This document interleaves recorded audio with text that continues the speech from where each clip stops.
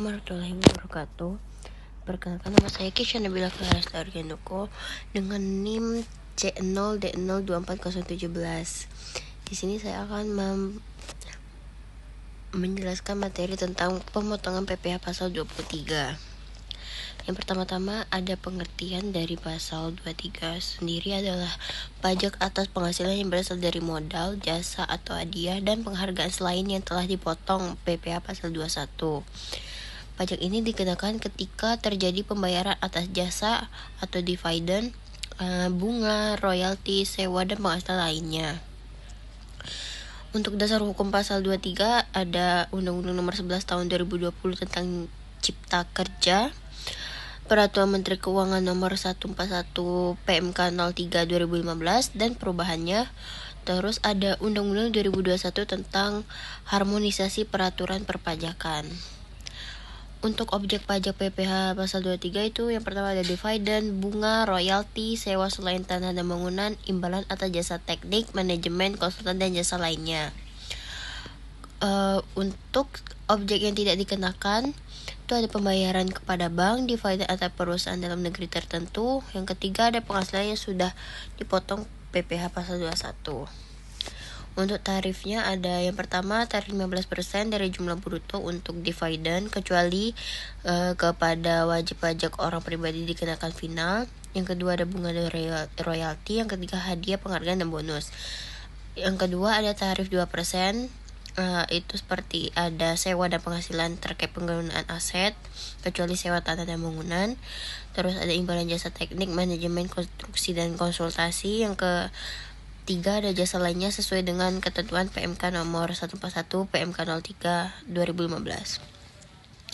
Yang ketiga ada tarif khusus untuk vintage berdasarkan PMK nomor 69 PMK 03 2022. Vintage dalam negeri itu ada 15%, kalau untuk luar negeri 20%. Tarif lebih tinggi untuk yang tidak memiliki PBP itu ada 30% untuk dividen, bunga dan royalti, 4% untuk jasa tertentu, 50% untuk hadiah atau undian. Lalu ada saat terutang PPh pasal 23. PPh pasal 23 terutang pada saat yang dibayarkan, disediakan untuk dibayarkan, jatuh tempo pembayaran. Pemotongan dan penyetorannya ada pemotongan dilakukan oleh pihak pemberi penghasilan, penyetoran paling lambat tanggal 10 bulan berikutnya, pelaporan melalui SPT Masa PPh 23 paling lambat tanggal 20 bulan berikutnya. Bukti potong pasal 23 yaitu pemotong wajib memberikan bukti potong kepada penerima penghasilan.